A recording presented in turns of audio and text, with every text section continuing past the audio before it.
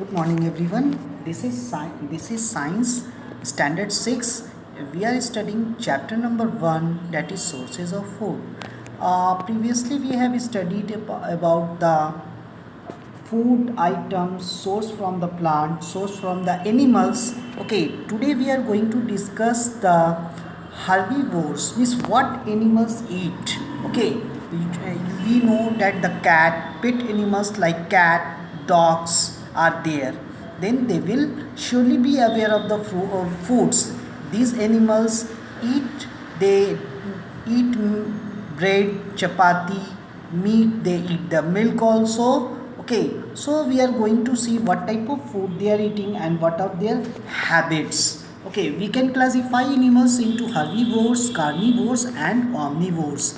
First we are going to discuss about the herbivores. Okay, what is herbivores? I want to explain that the animals that eat only plants and plants products are called herbivores or herbivorous animals. Example, you can see here, example is horses, rabbits, elephants, and other examples are goat, cow, sheep, deer.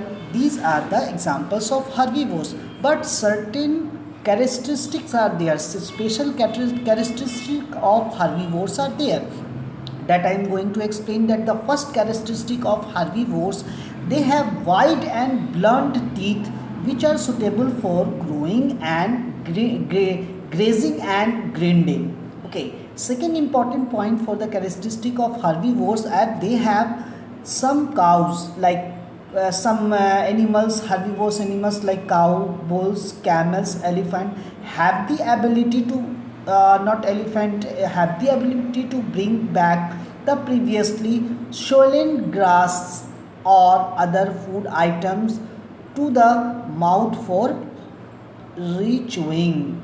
This ability helps them to absorb most of the nutrient from the food. Okay, the third important special characteristic of herbivores are there some animals like squirrel have a pair of sharp incisors in both the jaws. These teeth are used to gnaw food items like nuts. Okay, next is like herbivorous animals like butterflies and hummingbirds have straw like mouth part to suck the nectar of the flowers. Okay, now next we will going to see about the carnivorous animals. Okay, you can see the carnivorous animals. The animals that eat only the flesh of other animals are called carnivores or carnivorous animals. Example you can see here, lion, wolf. Okay, other examples I am giving tigers. Okay, eagles. Okay, these are the carnivorous animals, and we will going to discuss the special characteristic of carnivorous animals. Like carnivores have sharp and pointed canines, tearing teeth. That canines that are called tearing teeth, along with the sharp claws and powerful jaws which help them to tear the flesh. Second point is some carnivores like chameleon, frogs have a long sticky tongue which helps them to catch the insects. The eagle have a curved and pointed beak which help them to tear the flesh of the prey. Sharp like carnivorous fishes have several small and sharp teeth that help them to bite off the flesh. Okay, now we are proceeding towards the omnivores. Okay, animals, what are omnivores? That animals that eat both the plants products and flesh of other animals are called omnivores animals. Okay, like human being, we eat.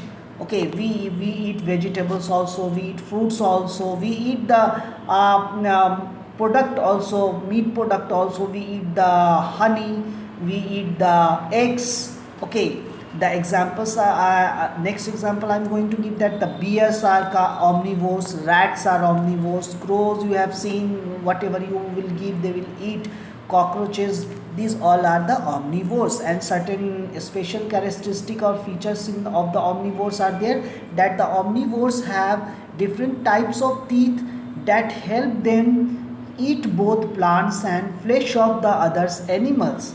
Okay, next point, the bird like crow have a sharp and pointed beak. Such type of beak is helpful in eating variety of food items. Yeah, our next topic is the scavengers. Okay, now some animals like birds and other birds are also, some animals are also, they eat the flesh of dead animals. Such animals and birds are called scavengers, like jackals, hyenas and vultures are the examples of scavengers. Okay, now you can see here, instead of they feed off the remains, instead of they feed off the remains of the living things, they are killed by the other consumers. Okay, examples here it is has been given. Now we are moving toward the decomposers. What are decomposers? Okay, some living organisms in nature like some of the fungi, bacteria feeds on the dead plants and animals and decompose them. These organisms are called decomposers. Okay, like bacteria, fungi and worms. Now we are going to discuss about the food chain. Okay, what is the food chain? Okay, we know that all the animals, whether herbivores or carnivores, directly or indirectly depend upon the plants for food. The organisms which feed on the plants like herbivores often get eaten by other organisms like carnivores. Okay, then what is actually the food chain? Okay, a series of organisms linked together by the process of eating and being eaten for food is called a food chain. Example here it is given, you can see sun.